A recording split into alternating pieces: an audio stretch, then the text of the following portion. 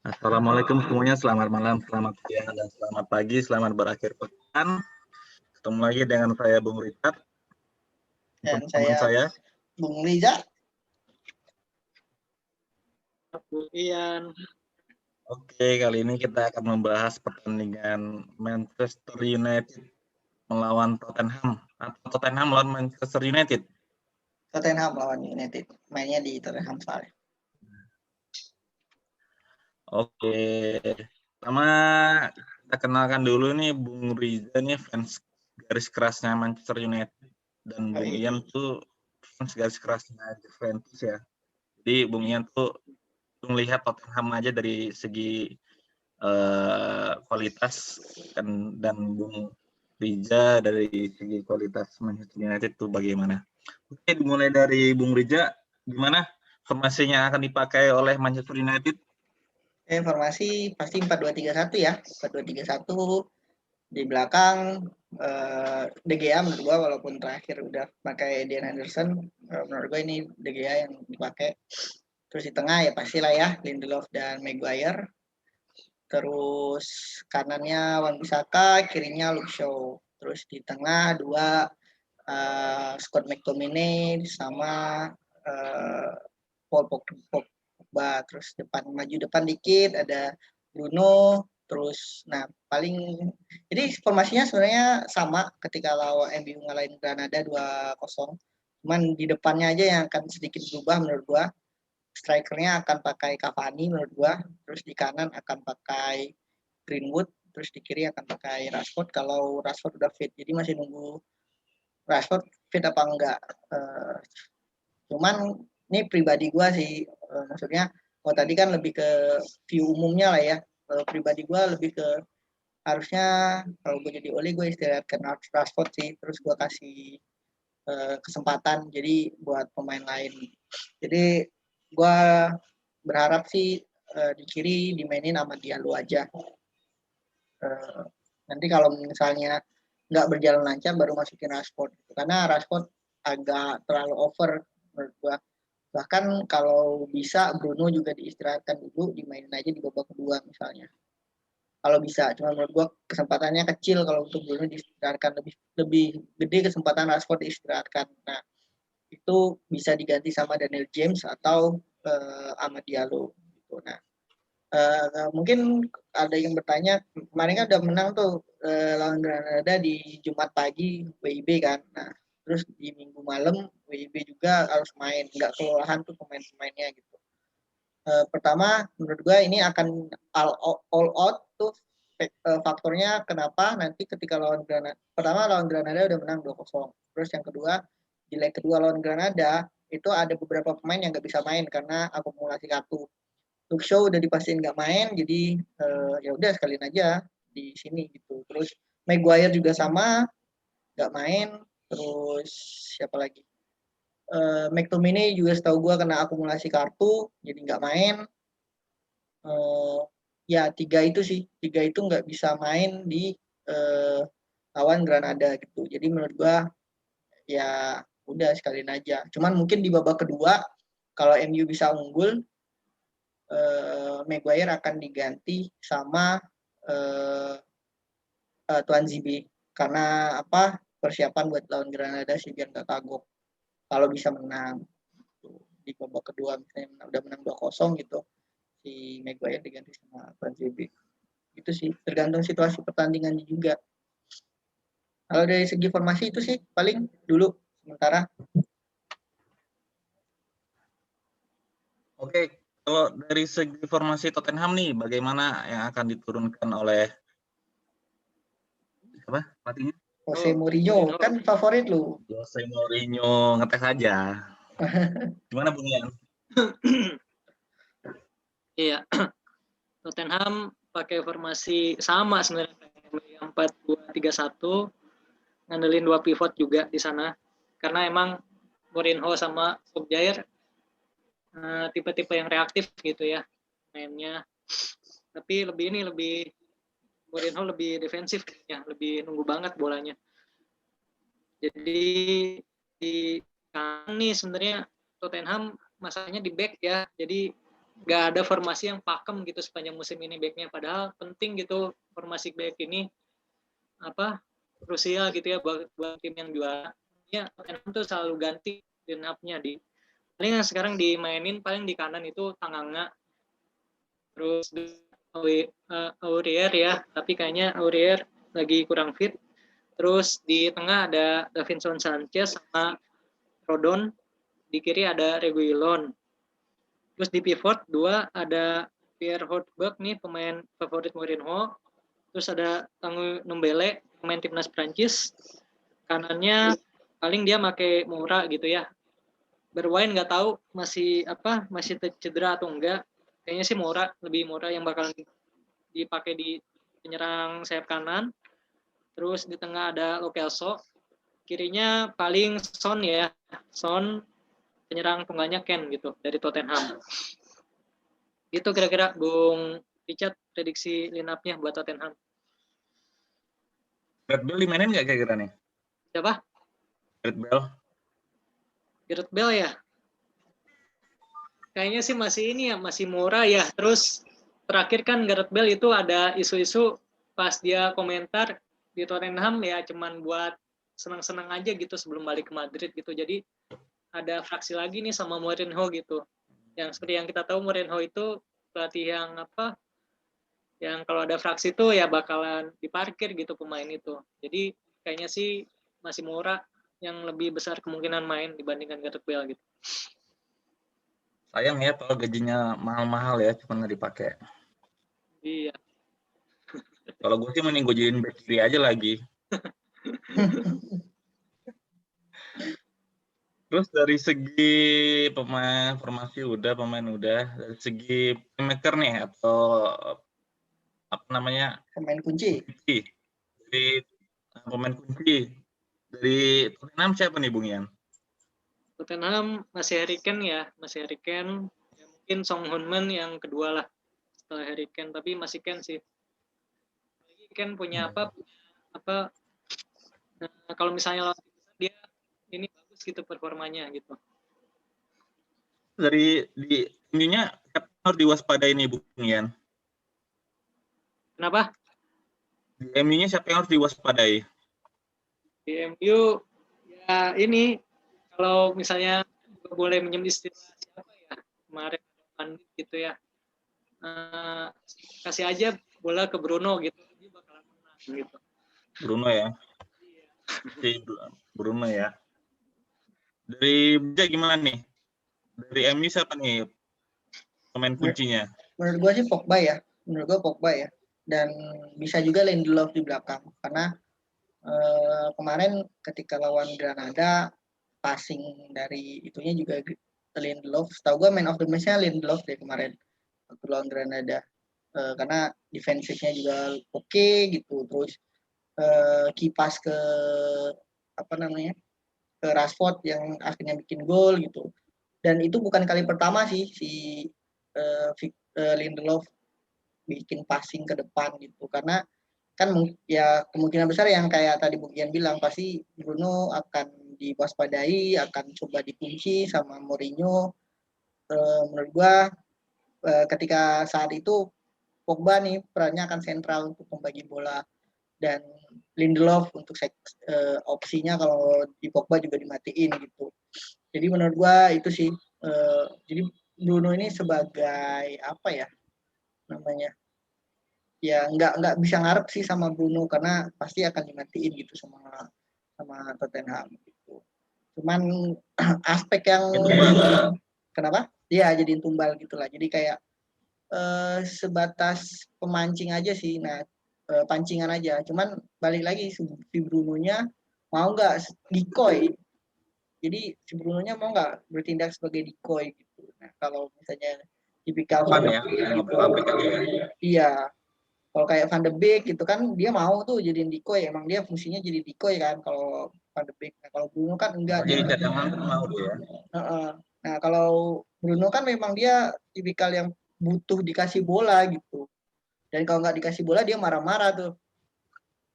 Nah, itu tuh tipikalnya Bruno gitu. Nah, jadi lebih ke decoy sih. Cuman ya kalau dia lihat peluang sedikit ya pasti dimanfaatkan. Cuman yang agak gue sorotin di sini, luckily Martial nggak main karena yang bikin kemarin kalah 6-2, 6-1 ya. 6-1 itu Martial awalnya yang kena kartu merah gitu. Dan gue harapin juga kejadian di kemarin di Old Trafford yang pertama nggak kejadian lagi dengan pemain Tottenham terkesan memang mancing pemain MU gitu dari segi amarahnya. Makanya itu bisa kejadian yang Martial di kartu merah gitu kan. Mourinho kan cara mainnya begitu kan, apapun dijalankan demi buat menang gitu. Jadi gua harapkan kalaupun kejadian lagi kayak gitu di MU nggak terlalu jangan terlalu digubris lah gitu, yang kayak gitu itu sih. Dan faktor wasit sangat krusial sih di sini. Jadi menurut gua itu sih. Dan ini MU pasti akan serius banget menurut gua karena ada faktor pengen balas dendam kemarin waktu dikalahin di Old Trafford. Menurut gua itu sakitnya belum hilang sih. Berapa tuh dikalahin berapa tuh? 6-1. Oh iya. Buat mengingat aja. Iya. Cuman itu wajar karena mainnya juga 10 pemain. Di menit ke berapa ya? Baru menit ke belasan lah, belum sampai 20 setahu gue. Dan itu kan jadi The Six One mengasihkan The Six One ya. Gioi. Itu juga kan kaget tuh pemain MU karena kayak gol keduanya kemarin itu kan gol bola cepet tuh dari free kick langsung dikasih. Jadi pemain MU belum siap gitu. Udah langsung dipas bolanya ya masuk gitu dari Son gitu. Nah, jadi itu sih akan menurut gua jadi pelajaran berharga ya, karena semenjak pertandingan kayak gitu MU itu udah mulai bisa, misalnya lagi free kick nih, dia nggak lagi kayak lele kayak kemarin tuh lawan Tottenham yang di pertama. Jadi kayak langsung fokus gitu di belakang, jangan sampai kejadian lagi. Begitu juga untuk pengendalian emosinya sih gitu. Jadi gua rasa ini buat laga balas dendam sih jadi jatuhnya. Sakit jadi 6-1. Kalau dari kalau dari sisi turnya berani nih.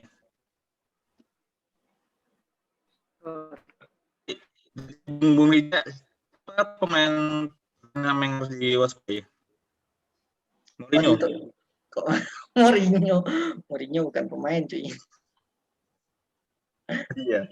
Pemain yang diwaspadai ya benar tadi kata Bung Gian, pemain kuncinya Tottenham, which is sebenarnya Harry Kane. Setelah Harry Kane ya Son sih. Itu aja sebenarnya. Dua pemain itu sih di Tottenham. Terutama Kane ya, Harry Kane ya. Scorer ya, Kane ya. Oh, Harry Kane bagus. Aduh, ikut gua lagi. Ya, Harry Kane sih. Jadi jatuhnya menurut gua sama Son. Kira bakal ada badai salju. Badai salju ya. Nggak tahu deh, belum tahu prediksi cuaca. Gue nggak ngeliatin BMKG sono.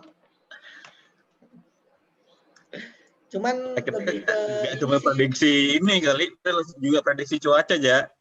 Iya, cuman ya bagaimanapun cuacanya harusnya sih masih tetap bisa main yang penting. Gue nggak tahu kondisi di Inggris sih gimana. Nantilah coba gue sama Indonesia. Besok main kan, ntar subuh lah gue naik jet ke sono. Lihat. Oke. Jadi udah skornya berapa nih kira-kira Bung Rija untuk MU? Kalau gue sih pengennya ya 3-0 lah. Karena pengen clean sheet juga. Nah, berarti maksud tuh ada perlawanan dari Tottenham? Nggak ada perlawanan, cuman gue pengen ada clean sheet terus skornya golnya banyak gitu. Optimisnya gitu, pesimisnya 1-0. Berarti benar-benar nggak ada perlawanan dari Tottenham ya?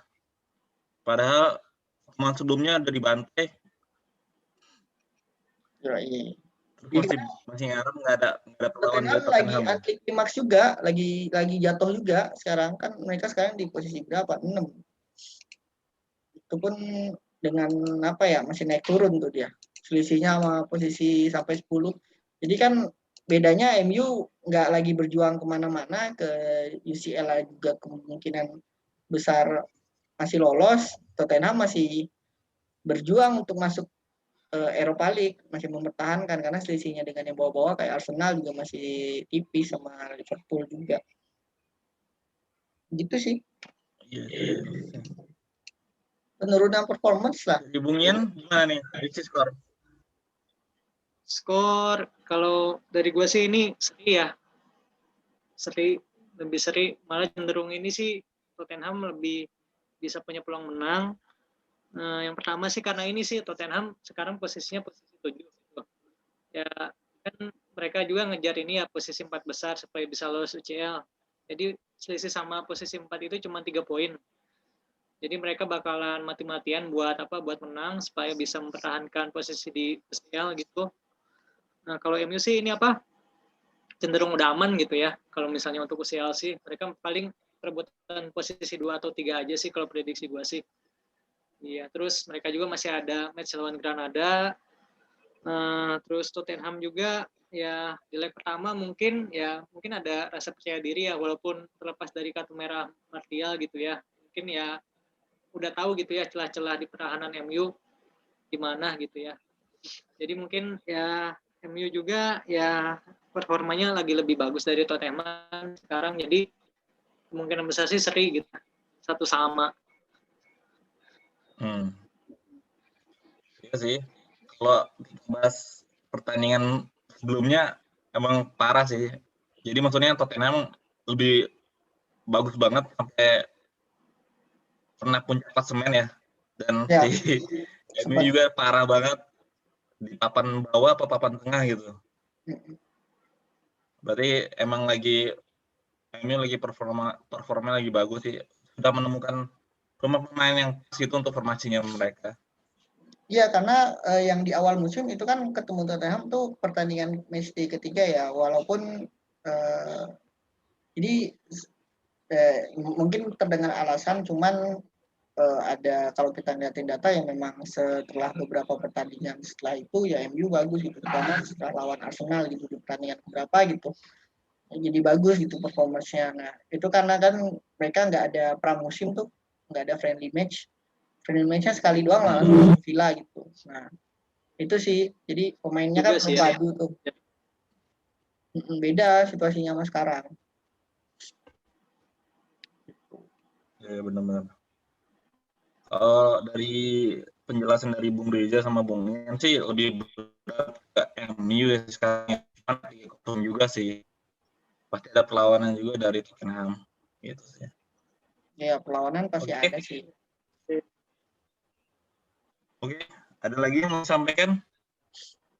Ya paling itu sih, karena ya sebenarnya ini juga jadi motivasi lah buat pemain-pemain MU, walaupun ya mungkin terdengar PHP ya, karena ya City juga kalah nih, mengejutkan kalah lawan Leeds gitu. Jadi walaupun selisih poinnya masih jauh MU sama City gitu, cuman ya buat menjaga asa ya MU harus menang. Nggak tahu City kan tergelincir terus kan, bisa aja gitu. Kalau udah pakai dukun kan, kalau udah pakai Mbah Mijan kan, nah bisa aja. City tergelincir. Kan banyak fans MU di sini di Indonesia. Bisa aja disantet semua di sono. Tapi kemungkinan bakal MU menang sih, karena MU bukan pemain karena tidak terlepas dari beban-beban mereka sudah tidak ada dan tidak mungkin juga mengejar City gitu. Juga bukan menang MU, tapi wajib ditonton sih bagi penggemar MU untuk melihat proses pembalasan dendam di Mang Oleh ke Mang Mo. Yo, Gitu. pasti. Oke, dari gua apa aja? Dari teman-teman ada lagi yang mau ditambahin? Udah sih. Ya sebenarnya laga Oke. balas dendam kedua-duanya si Mourinho kan juga sebenarnya masih sakit hati tuh dipecat dari MU digantikan oleh MU juga Mungkin kali gajinya. Enggak, kalau Mourinho kan kemarin dipecat gara-gara mainnya pragmatis kan. Kan fans banyak gak suka. Gitu. Walaupun dapat trofi, cuman permainannya begitu lagi. Itu sih. Defense lebih dapat trofi ya. Nah, ya gitulah paling. Kalau Ya sih. menurut gua tuh kalau ketika mau di ini bakalan jadi unbeatable sih. Gitu. Sayang aja mereka mencoba untuk main Raul sih. Iya, karena ya balik lagi kan, kenapa sekarang motonya MU itu balik ke DNA-nya, karena DNA MU itu menyerang. Walaupun nggak selalu mereka tuh menyerang ya, pertama di eranya Sir Alex itu ketika lawan tim yang dirasa lebih gede, lebih besar dari dia, ya dia mainnya counter, pakai kecepatan di sayap. Cuman kalau untuk overall pertandingan kan dalam satu musim kebanyakan MU tuh seharusnya banyak nyerangnya. Nah, kalau sama Mourinho kan mau lawan tim mana aja ya counter terus gitu.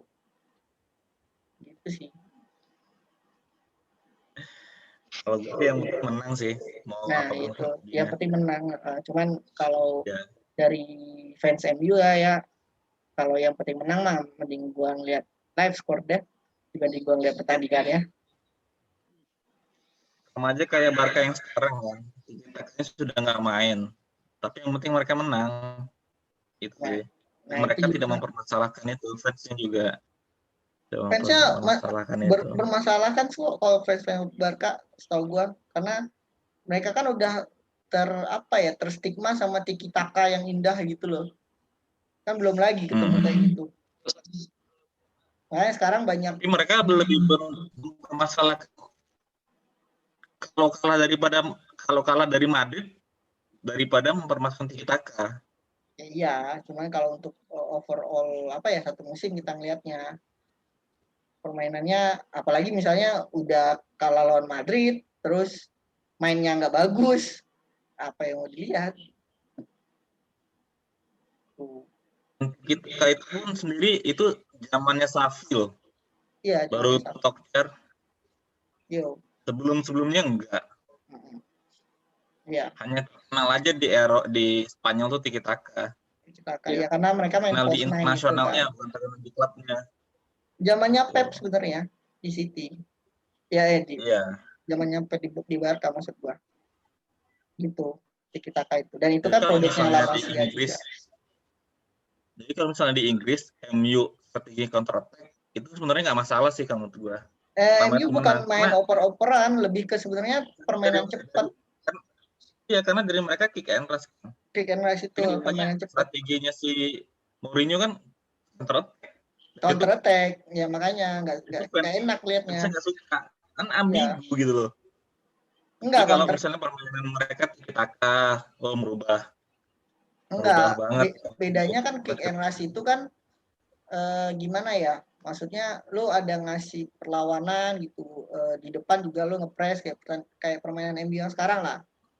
Lu berani ngepres dari depan. Nah, kalau Mourinho kan ngepresnya setengah lapangan. Enggak, bertahannya setengah lapangan, totalis setengah lapangan. Bahkan bisa jadi parkir bis juga dia. Itu. Dan pemainnya juga rata-rata pemain MU juga gua rasa juga nggak seneng sih main under Mourinho. Kenapa? Karena mereka memimpikan main sama MU tuh ya waktu ya zamannya Beckham gitu.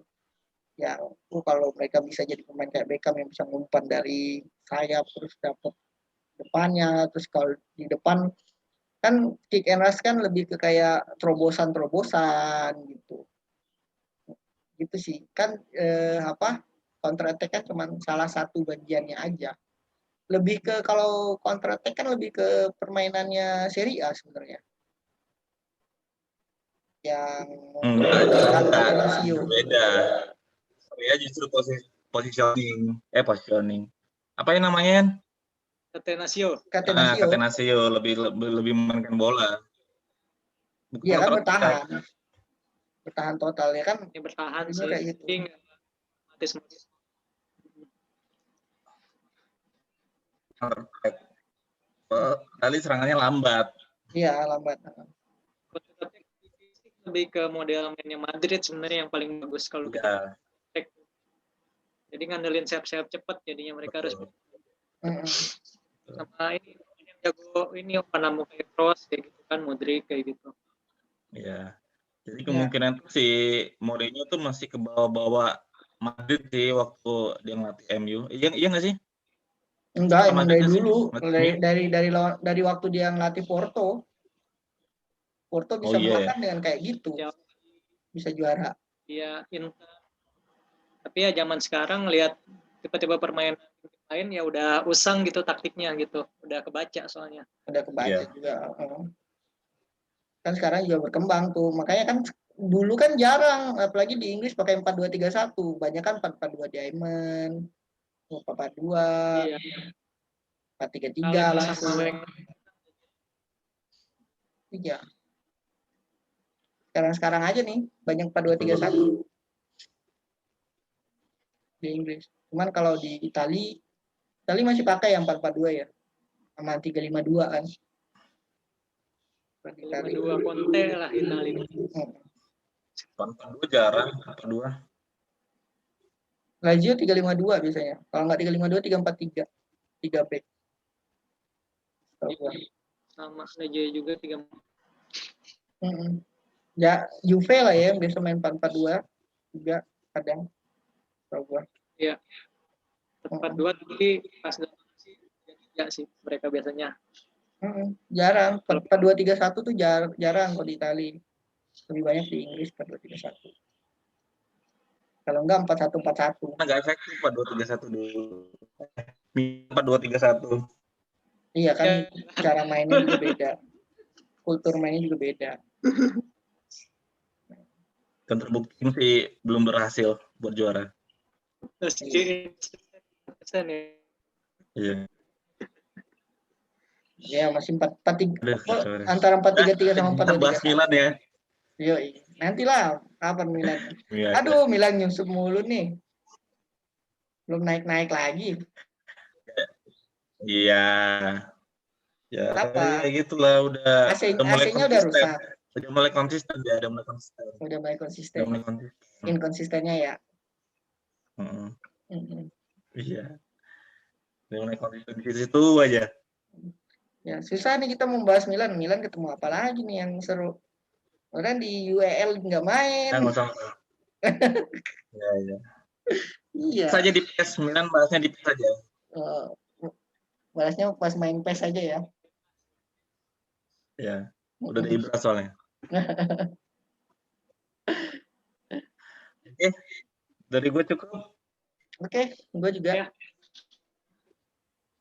Oke, terima kasih yang sudah menonton. Jangan lupa subscribe-nya. Dan juga ngapa dari Bung Richard. Selamat malam dari teman-teman. Ada lagi? Enggak, itu aja. Oke. Cukup. Selamat malam. Malam. Salam olahraga. Salam olahraga. Olahraga.